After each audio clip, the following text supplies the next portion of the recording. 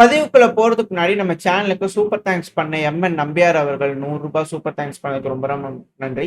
அது கூடவே இசைக் இம்மானுவேல் ராஜ் அவர்கள் ₹40 சூப்பர் தேங்க்ஸ் பண்ணதுக்கு ரொம்ப ரொம்ப நன்றி. இதுல எம்என் நம்பியார் அவர்களும் ஒரு கேள்வி கேட்டிருந்தாங்க. ஈரான் மாதிரியே அமெரிக்காவும் ட்ரோன்களை ப்ரொடியூஸ் பண்ணா ஈரானுக்கு பிரச்சனை தானே அப்படிங்கிறது போல. ஈரான்ன்றது வந்து பாத்தீங்கன்னா அவங்க உள்நாட்டுல அதிகமான ட்ரோன்கள் ப்ரொடியூஸ் பண்றாங்க. ரெண்டாவது சீப்பா ப்ரொடியூஸ் பண்றாங்க. அமெரிக்கா வந்து பார்த்தீங்கன்னா, சீப் இன் த சென்ஸ் காசு வைஸ் அவங்க கம்மியா பண்றாங்க. மத்தபடி குவாலிட்டில வந்து பார்த்தீங்கன்னா, எந்த ஒரு இதுவும் இருக்கிறதில்ல. துல்லியமா அதோட இலக்குகள் அடையுது. அது நம்ம இந்த போர்லயும் நம்ம பார்த்துக்கிட்டு தான் இருக்கோம். ரஷ்யா, உக்ரைன் பிரச்சனையும் நம்ம அத பார்த்துக்கிட்டு தான் இருக்கோம். இதுல என்னன்னா, ஈரான் அவங்க உள்நாட்டுல செய்றாங்க. அமெரிக்கா வேற பக்கம். அதாவது அவங்க நாட்டுல செஞ்சு அவங்க எடுத்துட்டு வரணும். இங்க லோக்கல்ல மிடில் ஈஸ்ட்ல செய்ய முடியுமானா, டெக்னாலஜி ஷேர் பண்றது அவங்க யாருக்கும் முடியாது. அது மட்டும் இல்லாம அவங்களோட பிரைவேட் கம்பெனிஸ் அவங்க நாட்டுல பெருமளவுல இருக்கணும் அப்படிங்கிறத அவங்க எதிர்பார்ப்பாங்க. ட்ரம்ப் அவர்களோட இப்ப இருக்கக்கூடிய பாலிசியும் அதுதான். ஸோ அவங்க நாட்டுல உற்பத்தி பண்ணி வெளிநாடுகளுக்கு ஏற்றுமதி பண்றது, கப்பல்ல வச்சு பண்றது அப்படிங்கிறது போல தான் டிரான்ஸ்போர்ட், லாஜிஸ்டிக் இது எல்லாத்துக்குமே அதிகமா செலவீனங்கள் வந்து பண்ணா அமெரிக்காக்கு ஆகும். அந்த அளவுக்கு ஈரான் அளவுக்கு ப்ரொடியூஸ் பண்ண முடியுமான்றது ஒரு மிக பெரும் கேள்விதான். ப்ரொடியூஸ் பண்ணாலும் அதிகப்படியா எடுத்துட்டு வந்து மிடில் ஈஸ்ட் இருக்கக்கூடிய நாடுகளுக்கு சப்ளை பண்ணும். அதான் இங்க இருக்கக்கூடிய பிரச்சனை.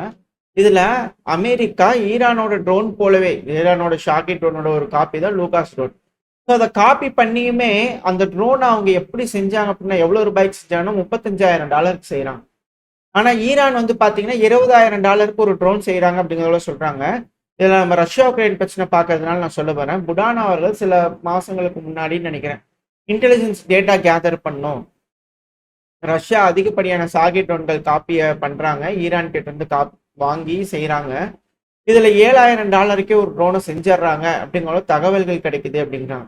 அது மட்டும் இல்லாம சீனா இது போல அவங்களுக்கு வேணுங்கிற உதிரி பாகங்கள் இது எல்லாமே ரொம்ப சீப்பான விலைக்கு கொடுக்கறதுனால ஒரு ட்ரோனோட ஆக்சுவலான காஸ்ட் அந்த நாடுகளுக்கு ஆகிறது. அதாவது லாபம் இல்லாம சீனா வந்து பாத்தீங்கன்னா சப்போர்ட் மாதிரி பண்றாங்க ரஷ்யாவுக்கு, ஈரானுக்கு சப்போர்ட் மாதிரி பண்றாங்க. வேணுங்கக்கூடிய இன்ஜின்ஸ், உதிரி பாகங்கள், கனிம வளங்கள் இது போல உதவிகள் செய்யறாங்க அப்படின்னா ஒரு ட்ரோனை $2,500 இருந்து $5,000 சுற்றி முடிச்சிட முடியும். அதுவே அதிகம் அப்படிங்கிறது போல புடானா அவர்கள் வந்து பாத்தீங்கன்னா ஒரு இதுல சொல்லியிருந்தாரு. இது எந்த அளவுக்கு உண்மை அப்படிங்கிறதெல்லாம் இந்த செய்தி நான் உங்களுக்கு அட்டாச் பண்றேன். பட் இது போல விஷயங்கள்லாம் நடந்திருக்கு. நார்மலா சொல்றேன். ஸோ $2,000 தான் இது. நீங்க வந்து பாத்தீங்கன்னா அவங்க யோசிக்கிறது தான். பட் இன்னுமே சீப்பா இருக்கலாம். இந்த ட்ரோன்களோட காசு இன்னுமே கம்மியா இருக்கலாம் அப்படிங்கிறது இதுல இருக்கக்கூடிய விஷயம். அந்த அளவுக்கு கம்பேரிட்டபிளி கம்மியா வந்து பாத்தீங்கன்னா அமெரிக்கனால செய்ய முடியுமா? அவங்க டிரான்ஸ்போர்ட் காஸ்டே அவ்வளோ வந்து ஒரு ட்ரோனுக்கு. ஸோ அமெரிக்கால இருந்து செஞ்சு எட்டு வரதே ரொம்ப கஷ்டம். ரெண்டாவது யூரோப்ல வந்து ஒரு ரிலையபிளான ஒரு நாட்டில் வச்சு செஞ்சு எட்டு வராங்கனாலும் டிரான்ஸ்போர்ட் பண்ணும். மிடில் ஈஸ்ட்ல வச்சு செய்யறாங்க அப்படின்னு இதுக்கப்புறம் ஒரு ஃபேக்டரி வச்சு கட்டி எல்லாம் பண்ணாங்கன்னா ரொம்ப கஷ்டம். அதெல்லாம் வாய்ப்பு இல்லை. ரெண்டாவது அமெரிக்கா அந்த ட்ரோன்கள் செய்யறாங்க இந்த லூகாஸ் ட்ரோன்கள், அதுக்கு வேணுங்கிற உதிரி பாகங்கள், அதோட சேட்டலைட் நேவிகேஷன் சிஸ்டம், ரெண்டாவது சேட்டலைட் கம்யூனிகேஷன் இதெல்லாம் இருக்கு இல்லையா, இப்போ அது எல்லாமே பிரைவேட் நிறுவனத்துக்கிட்ட தான் போய் வாங்கணும்.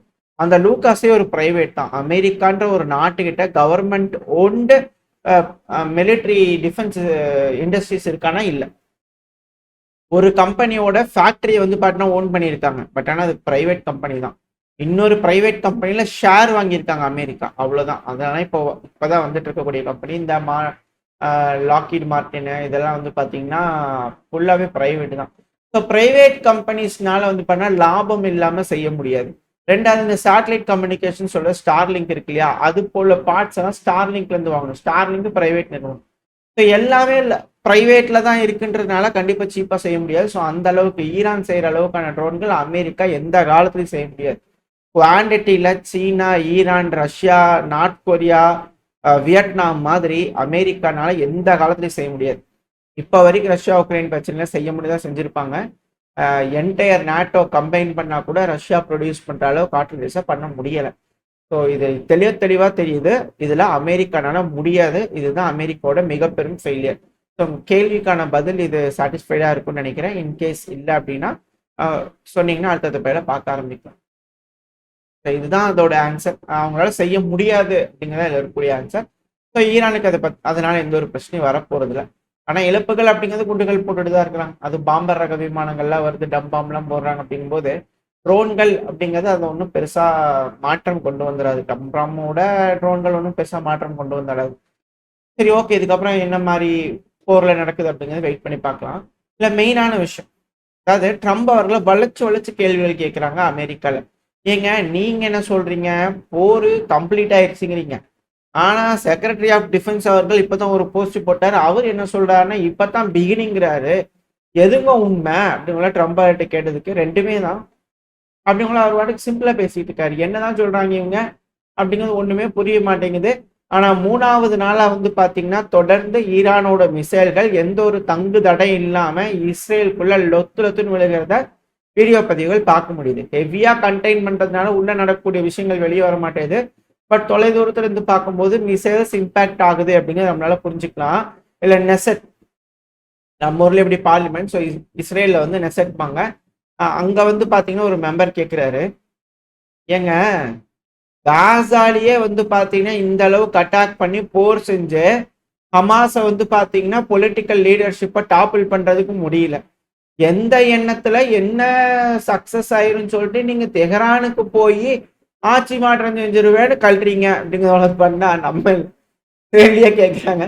இந்த கேள்வியெல்லாம் ஆரம்பிக்கிறதுக்கு முன்னாடி கேட்டிருக்கணும். ஸோ இப்போ எல்லாம் வெட்ட வெளிச்சமா தெரியுது. அதாவது காசாலேயே முடியலையப்பா, தெஹரான்ல போய் கழட்டிடுவீங்களா நீங்க அப்படிங்கிற பண்ண அவர் கேட்கறது வேடிக்கையா இருக்கு அப்படிங்கிறத இருக்கக்கூடிய விஷயம். கண்டிப்பா முடியாது அப்படிங்கிறது எல்லாத்துக்கும் தெரிஞ்சிருச்சு.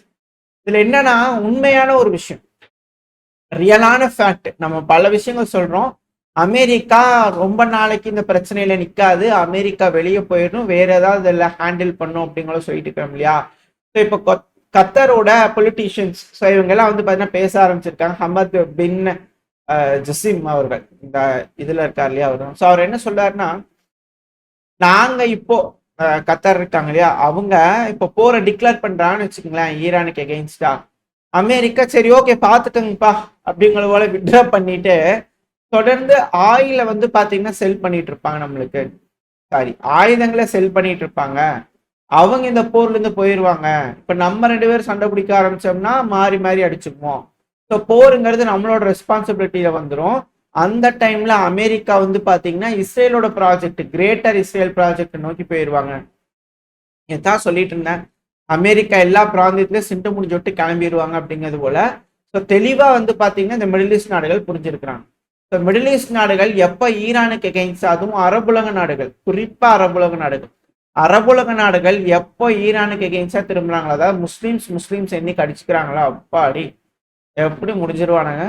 எந்த பகுதியா இருந்தாலும் அதுக்கப்புறம் எல்லாம் நம்ம எடுத்துக்கலாம் அப்படிங்கிற இஸ்ரேல் அமைதியா இருங்க அப்படிங்கிறது போல அமெரிக்கா ஒரு திட்டம் போட்டு வெயிட் பண்ணிட்டு இருக்கிறாங்களா அப்படின்ட்டு கேள்விகள். ட்ரம்ப் அவர்களுக்கு வேணுங்கிற விஷயம் எல்லாமே மிடில் ஈஸ்ட் இருக்கக்கூடிய நாடுகள் போர் செய்யணும் ஈரானோட, அதுதான் தேவை. இவங்க கையில ஒப்படைச்சிட்டு என்னோட தங்கத்தையே உங்ககிட்ட ஒப்படைக்கணும் பாத்துக்கங்க அப்படிங்கிற சொல்லிட்டு கிளம்பிடுவாங்களா அப்படின்ற கேள்விகள் அச்சங்கள் இருக்கு. சவுதி அரேபியா அடுத்தது வந்து பண்ண வார்னிங் கொடுத்துருக்காங்க அமெரிக்கா. அதாவது இந்த டைம்லலாம் வந்து பாத்தீங்கன்னா அமெரிக்காவோட இந்த செய்யக்கூடிய இந்த வேலைங்கிறது ரொம்பவுமே சந்தேகத்தை கிளப்புது. ஏன்னா அமெரிக்கா ஒரு விஷயத்த ப்ரூஃப் பண்ணிட்டாங்க, அவங்க போருக்கான எம்பையர் அப்படிங்கிறது போல. அவங்க போர் இல்லாம சர்வையே பண்ண முடியாது அப்படிங்கிறது தெல்ல தெளிவா தெரியுது. அது மீடியாக்கள்ல பேசுறாங்க. சவுதி அரேபியாவில் இருக்கக்கூடிய நபர்கள் எல்லாத்தையும் டைரக்டர் வந்து பாத்தீங்கன்னா பேசிட்டு இருக்காங்க ரேடியோல. ஸோ இது போல வந்து பாத்தீங்கன்னா அமெரிக்காவோட தற்போதைய செயல்கள் சந்தேகத்தை ஏற்படுத்த சஸ்பீஷியஸா இருக்கு. அமெரிக்கா வந்து பண்ண இந்த ரீஜனே வந்து பண்ண போருக்குள்ள எடுத்து விடணும்னு நினைக்கிறாங்க அப்படிங்கிறது போல அவங்க தரப்பு வந்து பேசிக்கிட்டு இருக்காங்க. இதுல இருந்து என்ன தெரியுது அப்படின்னா, மிடில் ஈஸ்ட் நாடுகள் எத்தனை நாளைக்கு அமைதி காப்பாங்க? ஒண்ணு ஈரான் தோக்கணும், இல்ல இவங்களுக்குள்ள அடிச்சுக்கணும், நடந்தே தீரும், வேற வழியே இல்லை. அது நடக்கும்போது நம்ம ஒதுங்கி நின்று வேடிக்கை பார்க்கலாம் அப்படிங்கிறதுக்காக அமெரிக்கா வெயிட் பண்ணிட்டு இருக்கிறாங்களா அப்படின்ற கேள்விகள். ஏன்னா இது பத்தாதுன்னு அமெரிக்காவோட சென்ட்ரல் கமாண்ட் வந்து பாத்தீங்கன்னா ஒரு வீடியோ போஸ்ட் பண்ணிக்கிறாங்க, ஹிமார்ஸ் மிசைல் சிஸ்டம்ஸ்லாம் நல்லா வேலை செய்யுது அப்படிங்கிறது போல. இதுக்கு அப்பாஸ் அக்ராச்சி அவர்கள் வந்து பாத்தீங்கன்னா நன்றி சொல்லியிருக்கிறார். அமெரிக்காவோட மத்திய கமாண்டே நீங்களே ஒத்துக்கிட்டதுக்கு ரொம்ப ரொம்ப நன்றி. எங்களோட நெய்பர்ஸோட டெரிட்டரிஸ்ல இருந்து ஹிமார்ஸை டிப்ளாய் பண்ணி எங்களுக்கு எகெயின்ஸ்ட் அட்டாக் பண்றேன்னு ஒத்துக்கிட்டீங்க பாத்தீங்களா, வரவேற்கத்தக்க வேண்டிய விஷயம். இது மாதிரி ஓப்பனா பேசுங்க, உண்மையே பேசுங்க. ஸோ இதெல்லாம் பயன்படுத்தி தான் டீசாலினேஷன் பிளான்ட் வந்து பார்த்தீங்கன்னா கடல் நீரை குடிநீராக மாற்றும் இருக்கு இல்லையா. ஸோ அந்த பிளான்ட் வந்து அடிச்சிட்டீங்க, ஸோ அதனால இதுக்கப்புறம் யாரும் எங்களை கம்ப்ளைண்ட் பண்ணாதீங்க. ஈரானோட அதாவது ஈரானோட பவர்ஃபுல் மிசைல், எங்களோட பவர்ஃபுல் மிசைல் இதே போல உங்களோட சிஸ்டம்ஸை டிஸ்ட்ராய் பண்ணுச்சுன்னா யாரும் எங்களை வந்து கேள்வி கேட்காதீங்க அப்படிங்கல அப்பாஸ் அக்ராச்சி அவர்கள் போஸ்ட் போட்டுக்கிறார். ஸோ எஸ்கலேஷன் அப்படிங்கிறது உச்ச கட்டத்துக்கு போயிருக்கு. இந்த டைம்ல பெஹ்ரைன் கேபிட்டல் மனாமால வந்து பாத்தீங்கன்னா ஹைரேஸ் பில்டிங், உயர்மாடி கட்டடங்கள்ல தொடர்ந்து தாக்குதல்கள் நடந்துட்டு இருக்கு. ஒரு நபர் இறந்ததாகவும் பல நபர்கள் காயமடைஞ்சிருக்கிறாங்க அப்படிங்கிற செய்திகள் வந்துகிட்டு இருக்கு. ஸோ மிடில் ஈஸ்ட்ல பதட்டத்தை உச்ச கட்டத்துக்கு கொண்டு போய் மிடில் ஈஸ்ட் நாடுகளுக்குள்ள போரை ஏற்படுத்தி விட்டுறணும் அப்படிங்கிறது போல. இதுல எந்தெந்த அரபுலக நாடுகள் இஸ்ரேலுக்கு எகெயின்ஸ்டா திரும்ப போறாங்க அப்படிங்கிறது இங்க இருக்கக்கூடிய கேள்வி. ஏன்னா போர் வந்துருச்சு, இன்ஃப்ராஸ்ட்ரக்சர் ஃபெசிலிட்டிஸ் இது போல பலது வந்து பாத்தீங்கன்னா பாதிப்படையும், இதெல்லாம் ரீபில்டு பண்ணும், எல்லாம் செஞ்சு கொடுக்கணும்னு கிரேட் ப்ராஜெக்ட் பண்ணி கொடுக்குற அப்படிங்கிற ட்ரம்ப் அவர்கள் வந்து கூட மினரல் டீல் 50% கூட நீட்டாக எல்லாம் கட்டி கொடுத்துடலாம் அப்படிங்கிற போல எல்லாத்தையும் வாங்கிடுவாரா அப்படின்ற கேள்விகள் இருக்கு. So Middle East for sale, Trump அவர்களோட திட்டம் மிடில் ஈஸ்ட் ஃபார் சேல் அப்படிங்கிற போல செய்திகள் வருது. ஸோ இது போல நடந்துருச்சு அப்படின்னா பெரும் சிக்கல் தான். அது மட்டும் இல்லாமல் தொடர்ந்து ஈரான் கிட்ட இன்னொரு 100 மிசைல் இருக்குங்க அப்படிங்கிற சொல்லிட்டு இருக்கிறாங்க. இதை ஈரானோட ஃபாரின் மினிஸ்டரோட ஸ்போக் பர்சன் கிட்ட வந்து பண்ண போய் கேட்டிருக்காங்க பெகேரி அவர்கிட்ட. ஸோ அவர் என்ன சொல்லிக்கிறாருன்னா, ஏங்க இஸ்ரேல்லாம் சொல்றாங்க உங்ககிட்ட வெறும் 128 மிசைல் தான் இருக்குதாமா அப்படிங்கிறது போல அப்படின்றதுக்கு அவங்க சும்மா கனவு கண்டுட்டே இருக்கட்டுங்க, ஃபேண்டசி வேர்ல்ட்லயே இருக்கட்டுங்க, அதுக்கெல்லாம் நம்ம பதில் சொல்ல முடியுமா அப்படிங்கிற அவர் வந்து பாத்தீங்கன்னா வேடிக்கையா சொல்லிட்டு போய்க்கிறாரு.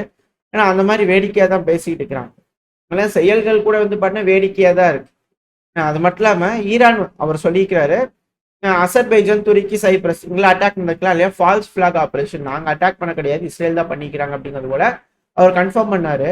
இதுல என்ன வந்து அவங்க ஃபேண்டசி வேர்ல்ட்ல இருக்கிறாங்க அப்படின்னா, நம்ம சொல்றதுக்கான காரணம் இஸ்ரேல் வந்து பாத்தீங்கன்னா தொடர்ந்து ஈரானை அட்டாக் பண்ணிட்டு இருக்கிறாங்க, அது தெரிஞ்ச விஷயம் தான். அப்படி பண்றாங்க அப்படின்னா எதை கொண்டு போய் அடிக்கிறாங்க, என்ன அடிக்கிறாங்க அப்படிங்கிறது இருக்கு இல்லையா. ரூபாய் ஏதாவது பண்றாங்களா அப்படின்னு கேட்டா இல்ல. அங்க இருக்கக்கூடிய பாத்ரூம்ஸை வந்து பாத்தீங்கன்னா டாய்லெட்ஸை ஈரான் தரப்புல இருந்தும் அமெரிக்க தரப்புல இருந்து மாறி மாறி டெமாலிஷ் பண்றாங்க அப்படிங்கிற சொல்றாங்க. ஏன்னா அதை தவிர்த்து அவங்களால அட்டாக் பண்றதுக்கு வேற எதுவுமே கிடையாது.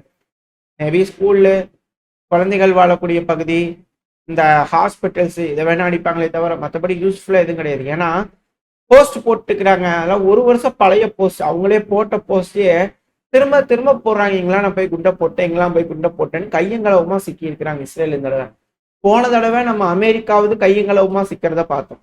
இப்ப இந்த தடவை இஸ்ரேல் கையங்களவுமா சிக்கிக்கிறாங்க. அவங்க ஏர் ஸ்ட்ரைக் பண்றதுலாம் வெறும் பாத்ரூம்ஸ் அண்ட் டாய்லெட்ஸா தான் இருக்கு தவிர மக்கள் வாழும் பகுதியா இருக்கு, ஹாஸ்பிட்டல்ஸ், குழந்தைகள் இருக்கக்கூடிய பகுதிகள், ஸ்கூல்ஸா இருக்கே தவிர மற்றபடி யூஸ்ஃபுல் மிலிட்டரி டார்கெட் அப்படிங்கிறது அவங்களுக்கு தெரியல. எந்த ஒரு நாலேஜுமே இல்லை. இந்த இன்டெல் தகவல் அவங்களுக்கு பெருமளவுல ஃபெயிலியர் அப்படிங்கிற புரிஞ்சுக்கணும். At the same time Israel இன்னொரு வேலையை பார்த்து விட்டாங்க. நேரா ரஷ்யா வம்புக்கு இழுத்து விடணும் அப்படிங்கிறதுக்காகவே இஸ்ரேல் லெபனானோட தெற்கு பகுதியில் இருக்கக்கூடிய ரஷ்யாவோட கல்ச்சரல் ஹவுஸ் மேல வந்து பார்த்தீங்கன்னா அட்டாக் பண்ணிக்கிறாங்க நபாத்தியா பகுதியில. ஸோ இதுக்கு ரஷ்யா எப்படி ரெஸ்பாண்ட் பண்ண போறாங்கன்னு பார்க்கலாம். ஏன்னா இது ரஷ்யாவோட அசெட். அங்க ஒரு மாபெரும் தாக்குதல் பண்ணிக்கிறாங்க. என்ன மாதிரியான விளைவுகள் வரப்போகுது அப்படிங்கிறது பார்க்கலாம். ஏன்னா இந்த பகுதியில ரஷ்யா இழுத்து விடலாம், யூரோப்பை இழுத்து விடலாம் அப்படிங்கிறதுக்கான வேலைகள்ல அமெரிக்கா இருக்காங்க. ஏதாவது ஒருத்தங்க யாராவது ஒண்ணு செஞ்சாங்கன்னா கண்டிப்பா இந்த போரில் இழுத்து விட்டு போயிடுவாங்க அமெரிக்கா அப்படிங்கிற மாற்று கருத்துல. வெயிட் பண்ணி பார்ப்போம். இந்த ஏரியா முழுசும் சண்டை பிடிச்சிக்க போறாங்களா இல்ல ஏதாவது பண்ணி அமைதியா ஒப்பந்தங்கள்ல கையெழுத்திட போறாங்களா அப்படிங்கிறத வெயிட் பண்ணி பார்க்கலாம். அது மட்டும் இல்லாம அமெரிக்கா இஸ்ரேல் இப்போ அட்டாக் பண்ணிக்கிறது ரஷ்யாங்கிறது யூஎன் செக்யூரிட்டி கவுன்சிலோட பெர்மனன்ட் மெம்பர், அதுவும் அணு ஆயுதம் இருக்கக்கூடிய ஒரு நாடு. அவங்களோடய டைரக்டா வந்து பாத்தீங்கன்னா இது போல உரண்டி இழுத்துக்கிறாங்களே அப்படின்ற கேள்விகள் எதே எப்படியோ. ஆனா ஹிஸ்புல்லா இஸ்ரேலோட ராணுவ நிலைகள் மேல துல்லியமா தாக்குதல் பண்ணிட்டுக்கிறாங்க. ரமாலால இருக்கக்கூடிய இஸ்ரேலோட பேஸ் மேல அட்டாக் பண்ணிக்கிறாங்க. அட் த சேம் டைம் சக்சஸ்ஃபுல்லா இஸ்ரேலோட எஸ்இஎஸ் சேட்டலைட் ஸ்டேஷன் வந்து பாத்தீங்கன்னா பெத் ஷெமஸ் பகுதி, இது ரொம்ப பழமையான சேட்டலைட் ஸ்டேஷன், ஒரு 30-40 டெர்மினல்ஸ் கிட்ட இருக்கும் அப்படிங்கிற சொல்றாங்க. அந்த ஸ்டேஷனை வந்து பார்த்தீங்கன்னா சக்சஸ்ஃபுல்லா நாங்கள் அழிச்சிட்டோம் அப்படிங்கிற சொல்றாங்க. இந்த ஸ்டேஷன்லாம் ஏன் ரொம்ப இம்பார்ட்டன்ட் அப்படின்னா சேட்டலைட் கம்யூனிகேஷன் ரொம்ப ரொம்ப முக்கியம். ரெண்டாவது ரிப்பீட்டர்ஸா வந்து பார்த்தீங்கன்னா இது அதிகமாக யூஸ் பண்ணலாம். இந்த ரஷ்யா உக்ரைன் பிரச்சனை நம்ம பார்த்துருப்போம், ஒடசால வந்து ரஷ்யா அடிச்சிருப்பாங்க அப்படிங்கிறது போல. இப்போ அதே போல ஹிஸ்புல்லா வந்து பார்த்தீங்கன்னா இஸ்ரேலோட சேட்டலைட் ஸ்டேஷன் அடிச்சிருக்காங்க. இது ஒரு மிக முக்கியமான ஒரு பிரேக் த்ரோ. இஸ்ரேலோட இம்பார்ட்டன்டான பகுதிகள்லாம் இப்போ அதிகப்படியா தாக்குதலுக்கு உட்படுது அப்படிங்கிறது போல. ஈரான் திரும்ப வந்து பார்த்தீங்கன்னா கிளஸ்டர் குண்டுகளை ஏவி விட்டுருக்காங்க. கிளஸ்டர் குண்டுகள் இந்த சென்ஸ் இந்த எம்ஏஆர்வி டெக்னாலஜிஸ் யூஸ் பண்ணக்கூடிய மிசைல்கள், பல்வேறு மிசைல்கள் வந்து பார்த்தீங்கன்னா ஏவி விட்டுருக்குறாங்க. எல்லாமே எக்ஸாக்டா ஹிட் ஆகுது இஸ்ரேலுக்குள்ள அப்படிங்கிறத இதில் இருக்கக்கூடிய விஷயம். ஸோ மிக பெரும் சேதங்கள் இஸ்ரேலுக்குள்ள ஏற்பட்டுக்கிட்டு இருக்கு. அட் த சேம் டைம் இஸ்ரேலும் அமெரிக்காவும் பல நாடுகளையும் ஈரானுக்கு எகென்ஸ்டான இந்த யுத்தத்தில் இழுத்து விட்டுறலாமான்னு பார்க்குறாங்க. ஸோ ஒருவேளை அது போல நடக்குது அப்படின்னா இந்த எண்ட் ஈரான் ஜெயிக்கிறாங்கன்னா மிடில் ஈஸ்ட் ஈரானோட கட்டுப்பாட்டுக்குள்ள இருக்கும். அப்படி இல்லைனா மிடில் ஈஸ்ட்ல இருக்கக்கூடிய மிக பெரும் நாடுகள், மிக அளவில் இருக்கக்கூடிய நாடுகள்லாம் இஸ்ரேலோட நாடா மாறிடும் அப்படிங்கிற மாற்றுக்கருத்துல என்ன நடக்க போன்றது வெயிட் பண்ணி பார்க்கலாம். அரபுலக நாடுகள் என்ன முடிவுகள் எடுக்க போறாங்க. ஓரளவுக்கான தகவல்கள் இந்த பையில பார்த்துருப்போம்னு நினைக்கிறேன். இதோட இந்த பையனா முடிச்சுக்கலாம். இந்த பதிவு உங்களுக்கு பயனுள்ளதா இருந்துச்சுன்னா நம்ம சேனலை மறக்காம சப்ஸ்கிரைப் பண்ணிக்கோங்க. சேனல் செந்தல் டிஃபரன்ஸ் செந்தல் டிகோட்ஸ் ரெண்டு சேனலுமே உங்களோட அன்பாதரும் எப்போ இருக்கணும் நம்பிக்கை இந்த பையனா முடிச்சுக்கலாம். இந்த பதிவு நல்லா இருக்கணும் நம்பிக்கை அடுத்த பையன் சந்திக்க. Very stay safe. பை.